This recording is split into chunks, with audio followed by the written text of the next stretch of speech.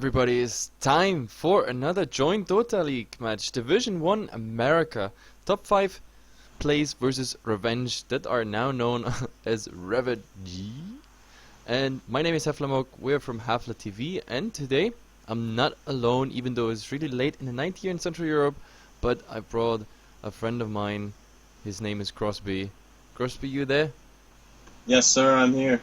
Yeah, that's wonderful. Crosby is not just a joinDOTA admin, he's also like a passionate Dota enthusiast, and yep, he wants to cast with me, giving some insight. He knows some of the teams, a lot of facts about the game, of course, and this will be definitely a very interesting game. I'd say we hop into the cast. So far, we got a Batch Rider and a Sand King banned out. Nothing too surprising, even though a Sand King in a, well, first ban situation, that's definitely interesting. Yeah, normally see you definitely see him banned earlier on in the drafts nowadays. Surprising, in my opinion, because I don't think he's that strong of a hero. I mean, he's strong, but I don't think he's like first ban or second ban worthy. Maybe a little later on in the draft. Yep, absolutely. And what's following right after the Brewmaster, this is something which is absolutely not surprising, especially now that the TI is going on. This Brewmaster worked his way into like first ban material, first pick material. So many teams utilize him at the moment, and yeah, you just don't want to have him against you. Like some teams actually made quite nice plays on this Brewmaster, especially in early and mid game. On the other side, top 5, banning out a Mirana. Okay, I mean, one of the most picked and banned heroes so far. That he does get into the first ban situation is kind of interesting, but if you don't ban her early, then she mostly gets picked up, especially with heroes that synergize very well with her, like Shadow Demon, Bane, etc. So let's see how this goes. She's definitely not on the board, but instead we get an Invoker and an Ancient Apparition. This combination, I love it already. Yeah, the Mirana pick, you always see her. I can't stand playing against her. Not because she's too OP or anything. She just fits with every single style of play nowadays. And we see the TA for Revenge or Ravage, whatever you want to call them. And I'm pretty sure Smash is going to be playing them because playing the TA because that's one of his favorite heroes and best heroes. Yep, absolutely. And on the other side, we have a Dream Protector and a TA. Heroes that we see more and more often. I mean, I'm not talking about the TA specifically there. I'm actually talking about the Dream Protector. Like, he is literally a protector of your towers. The living armor is absolutely a nuisance. You have to commit to those towers, otherwise they get healed up. And even while pushing the towers, like those applied instances of the living armor mostly slow down the pushes, sometimes even save towers. And saving tower means you lose a lot of gold. The tower gold is very valuable, especially in the start of the game. And yeah, him healing them up is something you have to commit fully to those towers, otherwise you will never get them. TA, well, is a strong mid, is very nice against the Invoker, while Corswex is not doing so well against TA. The Exort Invoker there is, I guess the preference with Forge Spirits and Cold Snap. You eat fast through the refraction charges, and then you can easily kill her. With the Ancient Apparition now on the pitch, as well as the Doom, this TA, I never like when I see TA on the pitch and a lot of heroes that eat away those refractions like candy. That's the biggest problem. And now, maybe we look at a Exort Invoker. That means a lot of burn, Sunstrike, Cold Snaps coming out there, maybe even the Meteor. Like, we have the Ancient Apparition, Ice Blast, Burn, as well as the Doom, of course, with Scorched Earth and everything. Those refractions, they won't hold long. But let's not focus too much on the TA. We have to see how she makes it through the early game, through the laning stage, because if she snowballs, then she will snowball hard. But let's see about this. We have the second ban rotation coming out, and Witch Dog Lich. The Witch Dog is definitely an interesting one. Lich, not too much of a surprise. On the other side, we have Darkseer, Shadow Demon. Well, that's, I guess, both teams go for support ban here, and I like it. But then again, I mean, those supports, I don't see too much of a synergy now, except for the Shadow Demon plus Exort Invoker plus Ancient Apparition, because that would mean a Disruption Soulcatcher combination into Sunstrike plus Ice Blast. This is pretty much a guaranteed kill on any target, unless it gets, I don't know, magically healed up before everything is impacting. But yeah, so the Shadow Demon is the ban I understand the most. Yeah, I agree. Yep, and Rubik. Rubik and Puck now 4th pick, 3rd pick, and well, the Rubik has quite an abundance of spells to steal. The Templar Assassin spells, well, if you get Refraction or Meld, it's quite nice. You can make a lot of plays with it. The Dream Protector, the most interesting one there is still, of course, the Overgrowth as a counter directly in the team fight. And of course, Living Armor. Well, if you have it for quite some time, it's nice because you can utilize it directly on your towers. For the puck spells, well, I mean, you have to get in range. The orb might be useful, like for your own escape and everything, but yeah, the Disruptor spells might be more interesting, and there we already have it. The 4th pick was Disruptor, and I love the hero as such.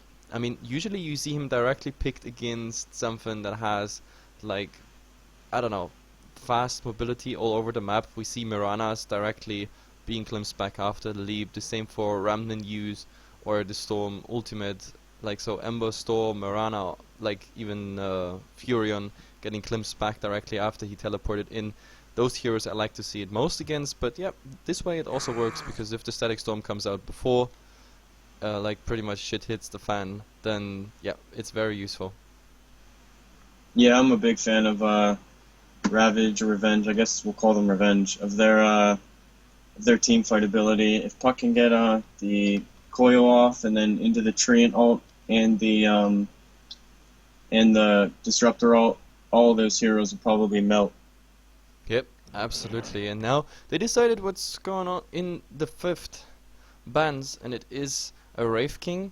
Well, absolutely like it. I mean, Wraith King is such a hero. I like it in either role, support or carry. And well, the Lycan on the other side, I mean, he got quite a nerf on 6.81, and therefore a lot of teams stopped picking it, but some teams just, yeah, they stuck with the Lycan. They say like, okay, this HP nerf, it doesn't matter, so we maybe even get just a balance or HP balance item into our setup, but like nothing else changed. The Wolves are still nice to scout, like when you put them on follow, he's still a nice split pusher, he's still, I don't know, quite a nuisance against teams that don't have stuns because you can't slow him. So yeah, this way I like it, but Revenge doesn't, and they just ban him out, and now they use the rest of that time to decide what's the 5th one. I mean, for top 5, do they want to go for... Yeah, they have to pick another core. Like, I don't know, Invoker Doom as the only damage source as such. Even though they already have... I mean, they have so much magical damage by now. The Doom is pretty much the only one that can go into proper right click. And, well, it is a Viper. That's actually interesting, because that means a very, very tanky lineup. Like Corrosive Skin Viper, a Doom packed with armor items, then later an Invoker that is very mobile. Let's see. I'm actually still curious what spec he's gonna go for. And on the other side, well, we have Slaughter. Slaughter stacking with Templar SS and minus armor. That's also definitely interesting. I like Revenge's draft a bit more when it comes to the synergy between physical and magical damage. While top 5, well, there's a lot of magical damage coming in. I mean, they have Doom, they have Viper, Viper Strike, the Rubik Fate Bolt, the Ice Blast, Cold Feet, and pretty much all the Invoker spells. And only Viper and Doom are the ones that can dish out really nice physical damage then later on in the game.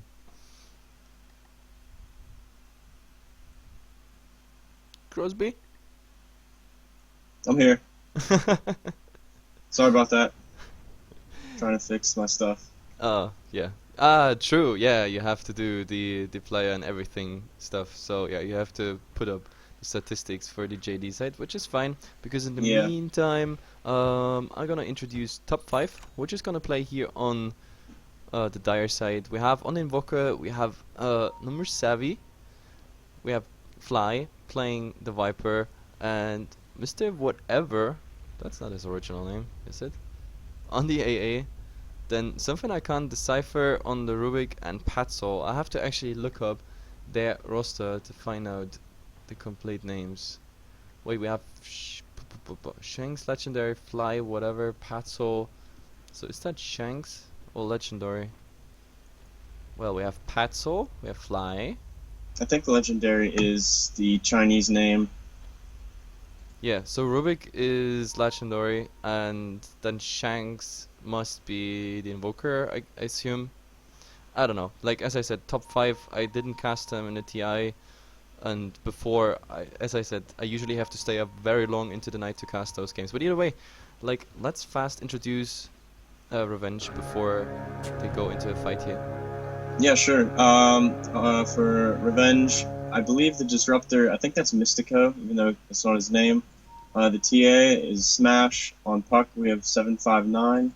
On the Treant Protector, Masoku and Slardar will be played by Iwo.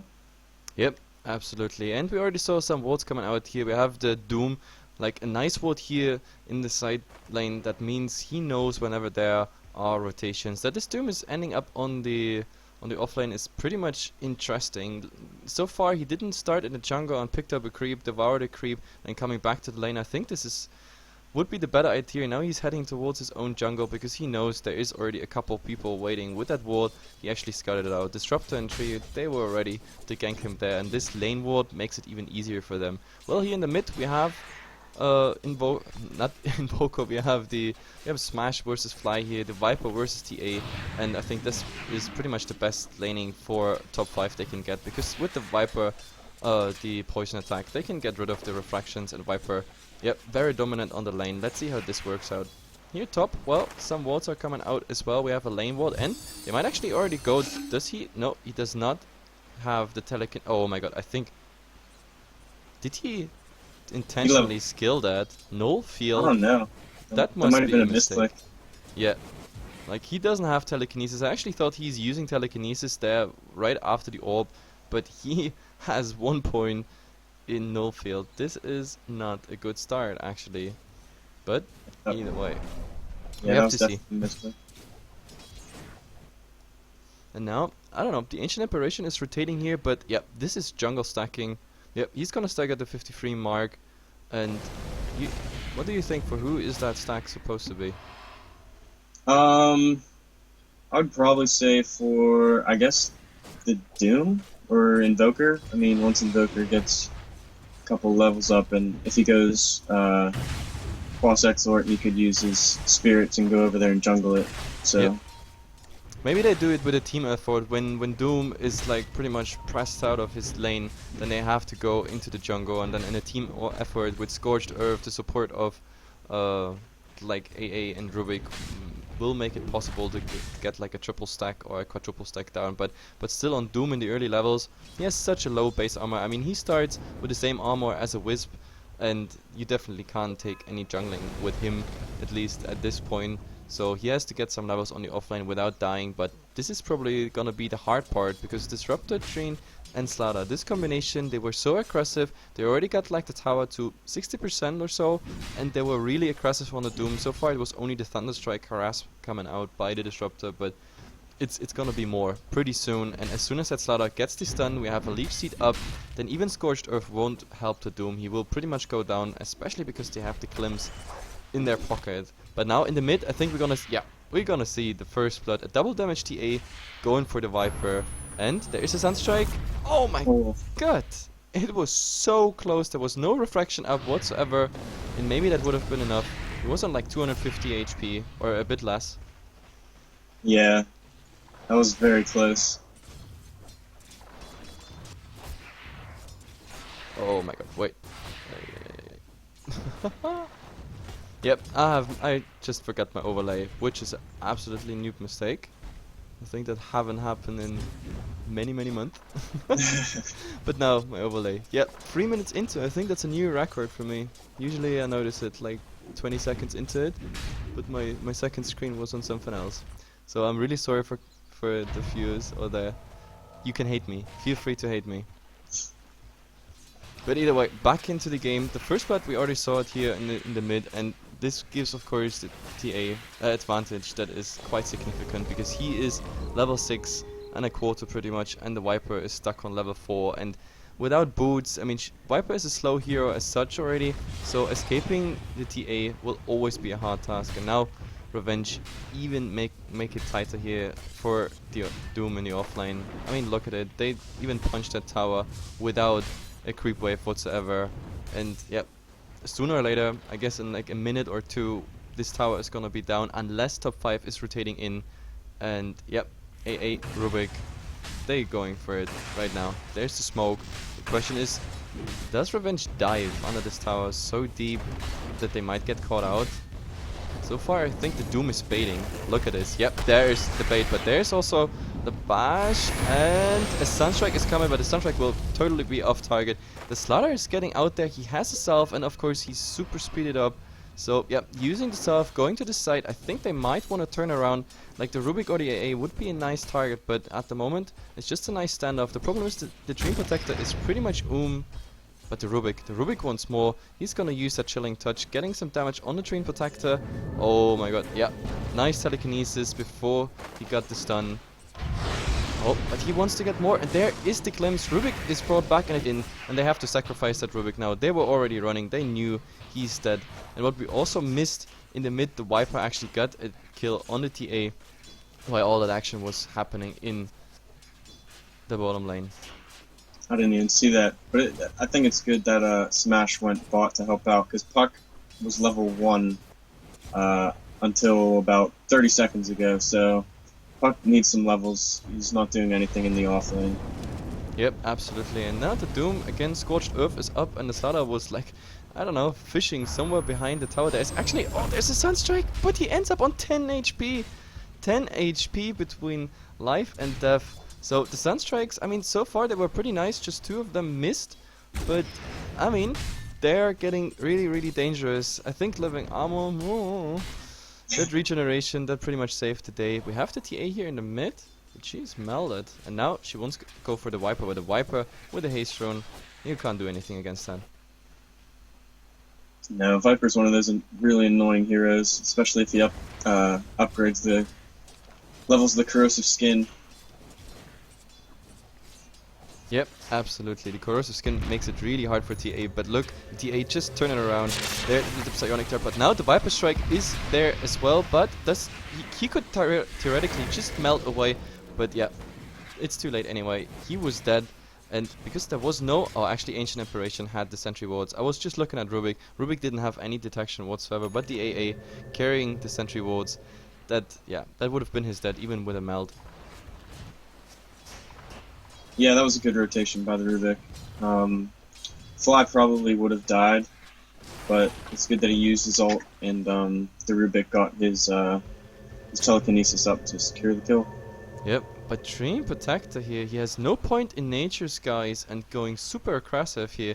There's theoretically, 3 people that could rotate in on him, and he could do nothing against it. TP Scroll on cooldown, and even if he gets it off, there would be a telekinesis as well as Cold Feet. And yeah, he's again just super aggressive. But I think this is there for a reason, because Smash, I think he's planning to go in. Yep, he's coming from behind, but with the creep wave he was visible, and the Rubik not doing anything. This is just a perfect send-off, but in the meantime we saw the Doom coming out here on the Disruptor. A lot of damage of course from Scorched Earth, but with the stun of Slaughter, maybe the Disruptor is making it out. Yeah, he will definitely survive that easily. At the same time we have a invisibility rune here spawning. Mazuko is not picking it up, but this tower was going down, and Slaughter even got the last hit, so that's perfect for the Slaughter, because his Blink Dagger, well, he decided to go for Armlet. There's no Blink Dagger initiation for the Slaughter. That's interesting. Like, I haven't inspected the Slaughter so far. Oh, I think, yeah, they want to go for it. And the Dream Protector, there's the Leech Seed, but a rainbow of rotations, and they go instantly back. The Slaughter being so fast, also having a build with 2 points, like a 2-3 build at the moment, completely ignoring the bash, even though I like kind of 1 point in bash, because sometimes you're lucky. I mean, it's additional damage, and it's a nice chance if you get some right clicks into the target, but he prefers to be just all out speedy, and of course the full duration of the Slytherin Crush.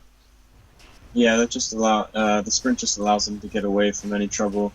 And I don't really, I guess I agree with him, his decision to not get Blink, because they already have the Puck, which it'll probably be a slow Blink Dagger. Well, Puck is 500 gold off, so that's not too bad, but they already have the initiation they need, so I just feel like Slaughter needs to get yep, now Smash in the mid. There's a nice melted on Doom, but well, Doom doesn't really care, because Scorched Earth would be still available, and then he could just run away. There's definitely more needed to get that Doom down. I mean, Smash got pretty much under the tower of the Rubik already before. Now more and more melt harass hits, and actually, yeah, there is the Doom. The first couple ticks will be absorbed, just by the refraction, but now they have to dive under the tower. But I think that's a bit too risky, but Viper Strike is going out on the tree in the Train Protector, finding himself so fast that, because Invoker just joined the whole party with the Cold Snap, and now I think with 4 here in the mid, and the TA being pretty much low,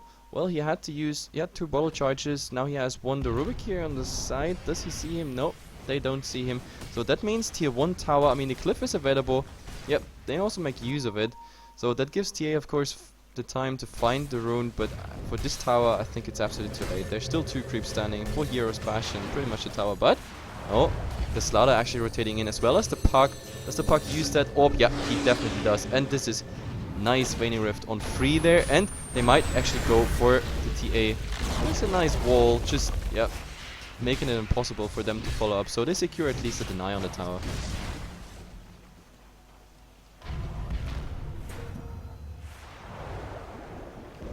And AA just got level 6, so that's pretty big. Allows them to use their his ultimate now. Yep, absolutely. Like the level 6 ultimate on the Ancient Apparition. Well, so far he hasn't used it, but now that they go for the tier 1 tower in the mid, like if there's a big AA ulti flying, like, well actually he decides to go for the, yeah, TP into the tier 2 tower in the mid. Maybe that's a better position, but in the meantime we saw telekinesis here on the Slaughter, but Slaughter, he's just so fast, and now he's coming back on the Rubik, applying his ultimate in there.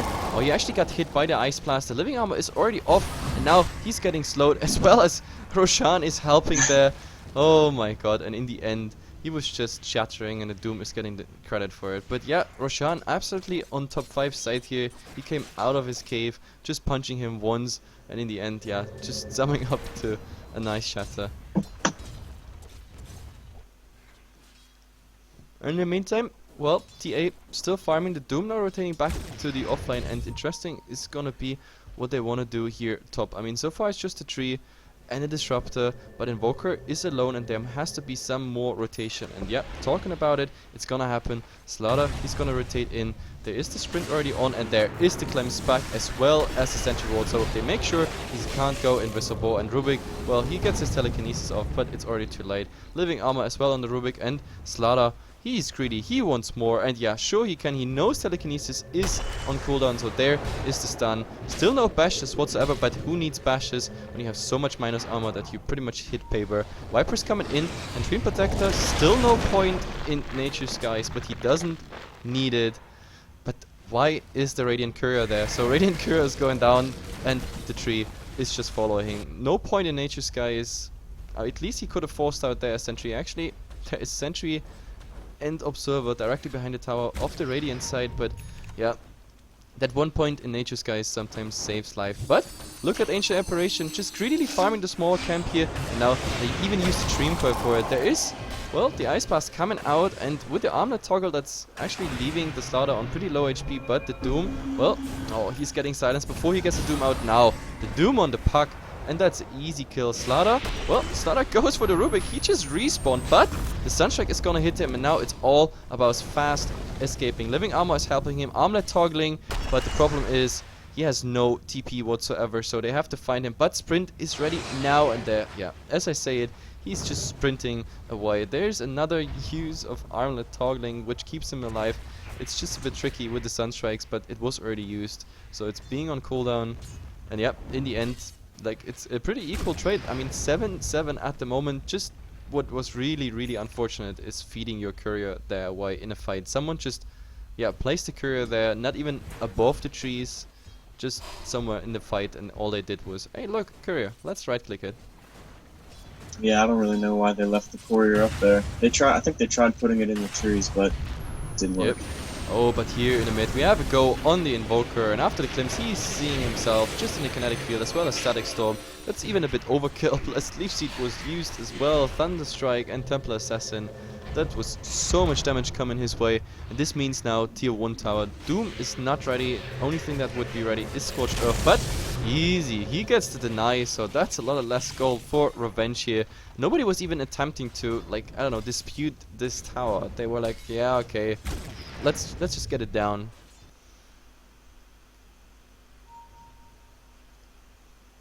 And well, Slaughter in the meantime, he's just farming away. He's absolutely just farming away. He doesn't really care. In the mid it's going quite fine, and I don't know, he went for PTs and the armlet, and I think with the dagger he would, I don't know, this mobility, it helps him a lot in those fights, especially when he was chasing the Rubik, etc.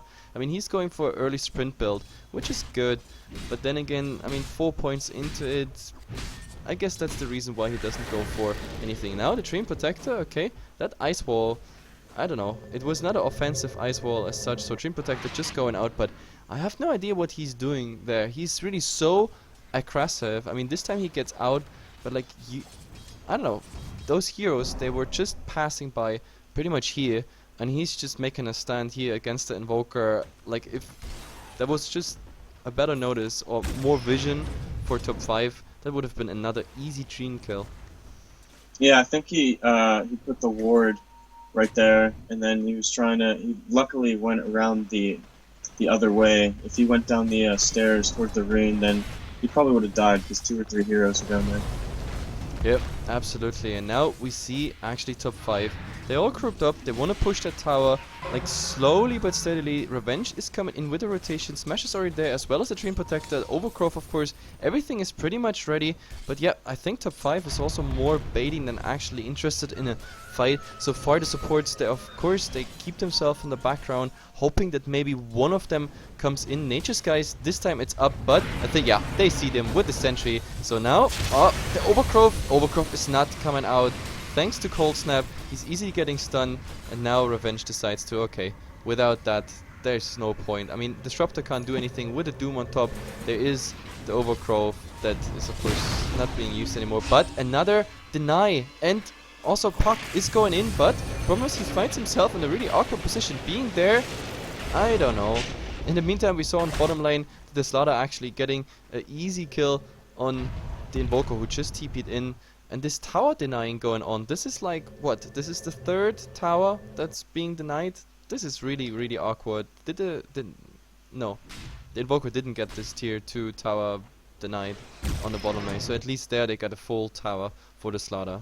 But still, this was a very, very awkward fight. Really just a standoff, using some ultimates, etc. And yeah, the Invoker even trying to defend solo, ending up dying. And now, oh my god, I was talking about the Blink Dagger. Now actually there we have it, and with the amplified damage he's dealing so much damage on that Doom, but no luck with the bashes. And the funny thing is, yeah, without sprint he can't follow up on the Doom. Now the Doom is actually, yeah, going for a level death, but has no multiple fire, and the Doom is not ready as well. So in like 25 seconds later, this gank attempt, and this would have been an easy kill. But in the meantime, Revenge, they are pushing on this tier 1 tower. Viper is there to defend, as well as the 2 supports here in the background. Rubik is hiding, Ancient Apparition would be available, and oh my god, this might be a big, big mistake for the TA. But there, Ice Blast is flying, it connects on nobody. No, actually the Dream Protector got it, and now the Dream Protector getting so much damage, and the Overgrowth being stolen as well. But the TA with a haste drone, he's at least getting the AA kill. Oh my god, Slaughter is coming in, but at least the Doom got, yeah, the Doom off on Smash here. So Smash definitely going down. Now the question is, do they get the follow-up on Slaughter? Like, the sprint is down for another 5 seconds, but we have no Blink Dagger initiation whatsoever on top 5 side. So yeah, catching him is the hardest task. So in the end, it's still 10-10, but this was an awkward tower dive. I don't know, like they didn't... Oh my god, he just found the Doom. Like this Slaughter is getting away with everything. Yeah, he really is. He's just blinking everywhere, sprinting everywhere, and getting away from things, getting the last hits on the heroes. Yep, absolutely. It's, I don't know, especially they stick around, and so far, like, even though the Dream Protector was like always here in this area and like going up and planting wards this way, like so far top 5 not going for just one observer ward here, for example. And Slaughter, I think he wants to get that Viper. Viper this time alone, there is no supports in the background. Overgrowth is coming out. Oh, the Sunstrike is gonna be so off target, but Viper Strike on the Doom. Now Living Armor is gonna help him, of course, but he has no mana whatsoever for the Nature Skies. The Slaughter actually tried to go in. There's amplified damage already on the Rubik, but now the entire team is there. Like with one Armlet Toggle, he kept himself alive a bit longer, but in the end, he's just going down. And yep, too bad. But look what they do at the same time. Roshan is going down, and of course, this nicely timed double damage rune is gonna help him. I don't think top 5 they know about what's happening, because then I come back to the old topic, warding. Like the only observer ward that we have at the moment is the old one here in mid, and this one here, top, where they wanted to get that tier 1 tower. Everything else, they're absolutely blind, and the TA is just getting away with it. The Radiant team getting Roshan is always a bad sign. Yeah, Invoker should probably have Sunstriked to check it out, but it looks like they're going to get the tier 2 tower, so that's a decent trade. Yep, absolutely. And, well, tier 2 tower for Roshan, well, there could be better trades, because the next fight is gonna be definitely harder for top 5 with TA, and I think they might want to catch them here while they retreat. There is the Blink Dagger on the Slaughter. There's amplified damage actually stolen by the Rubik. Oh, but Smash doing so much damage already on the Viper. The Viper, okay, getting Thunderstrike up. It's not doing too much damage, but with the Klims directly into kinetic field, so he's going down. Slaughter is the one who's being doomed, and Overgrowth on so many, but yeah, Smash is going down the first time, but with the Aegis, he's back. The question is, yeah, they want more. They want Smash here. There's, yeah, Sentry Ward or Dust, but Puck is coming in. A double Dream Coil on both of the supports. Like, that's really easy. Maybe they get the Puck, but Smash is already cleaning up, and yeah, Doom, before he gets that last right click in, they're gonna get cleaned up. So in the end, this was pretty much a team wipe plus a buyback on top of it, and Slaughter, he doesn't care. He wants to go for the Viper. No Viper strike whatsoever. Now Puck is going in as well. They all just go in. Some harass, kite the Viper. He's slowed, of course, by the trap. There's the melt hit and another stun.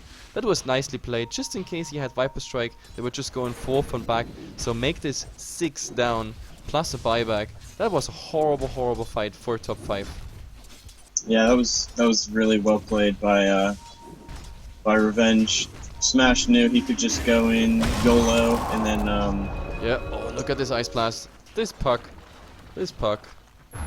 You're so dead. Even with, oh, he actually dodges the Sunstrike. Wow. And with the phase shift.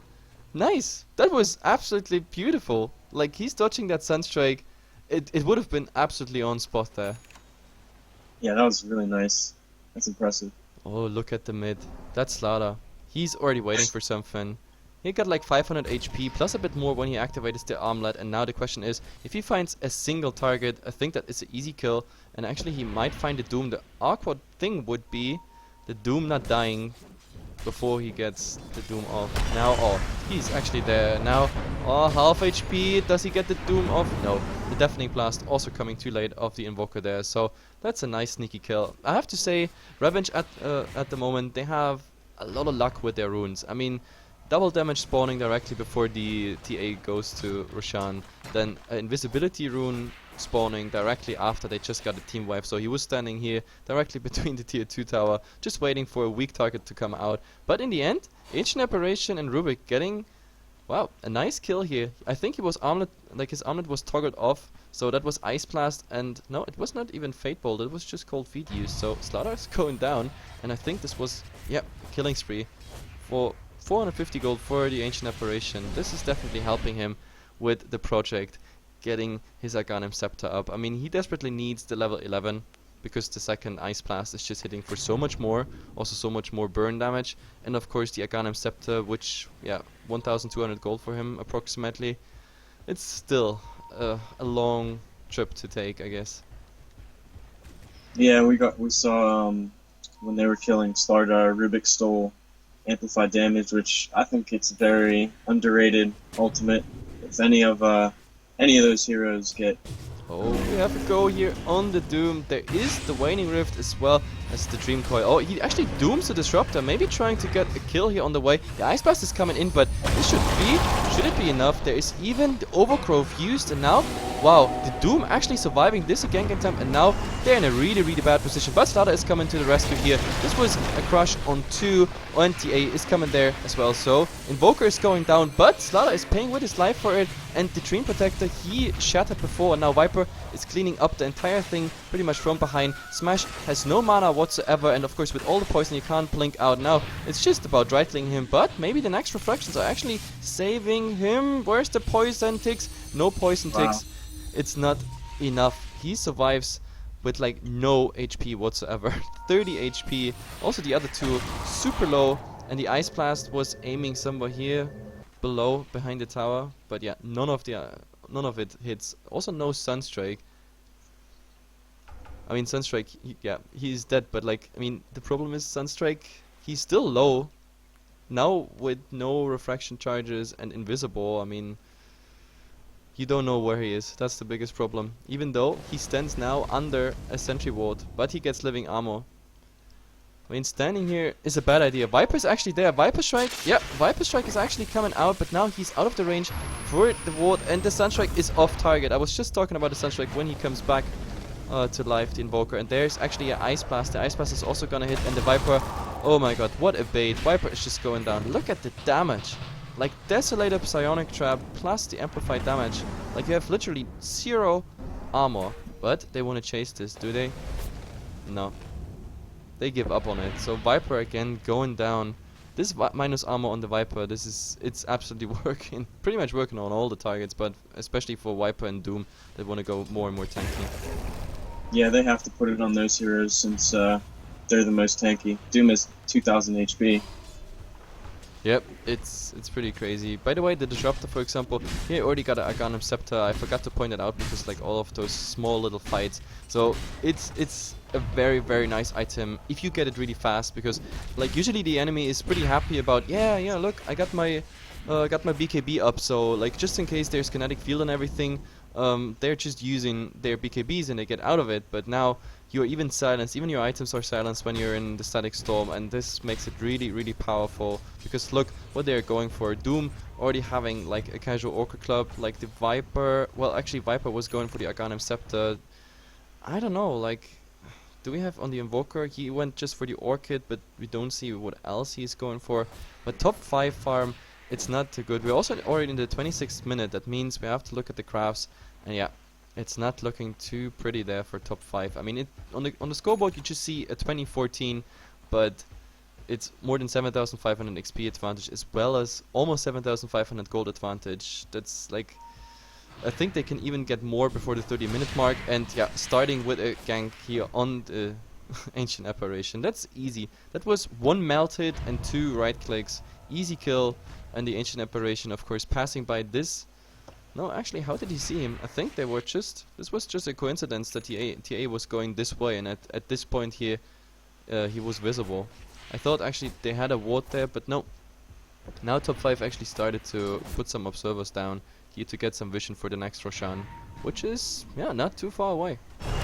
Oh, but in the meantime, oh, that Viper again down. Like, there is an ice wall, okay, buying some time, but again, yeah, the puck, Waning Rift is there. Oh, there is a nice cliff on the Invoker, and he's pretty much standing still, looks like disorientated, and he's just going down. And now they can easily take the tier 2 tower, already on 80% HP.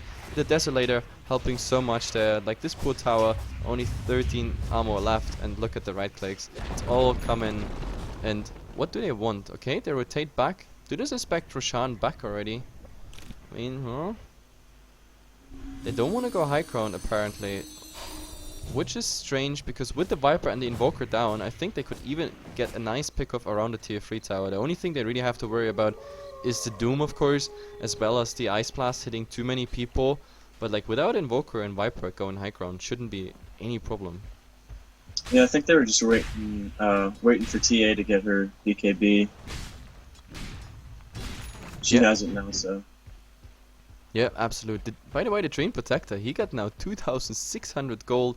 And, well, the Disruptor, okay, I actually thought the Disruptor also got a chunk of gold there. But, like, what is this Train Protector going for? I mean, a Blink Dagger on him would be nice, I guess. Like, so far we have the 2 Blink Daggers, of course, Puck and Slaughter. Actually, Slaughter kind of shocked me because this dagger came really late out, but I'm quite surprised. Oh yeah, Train Protector, just bought his dagger. So now we have on top of like this Dream Coil / Waning Rift / Orb damage, and of course the Crush coming out by the Slaughter. We also have Overgrowth.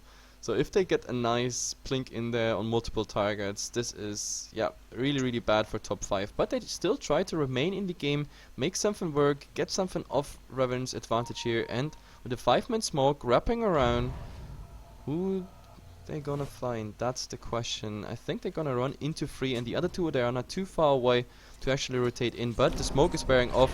Now they suddenly see them all 5, and I was just talking about a multiple like initiation on multiple targets, and I think this is just about to happen. Look at this, and there is the BKB. They get the Doom down before he can actually use his Doom, and there's a 3-man Dream Coil, and I'm just waiting for the Overgrowth. He doesn't even use it because he knows he doesn't need it.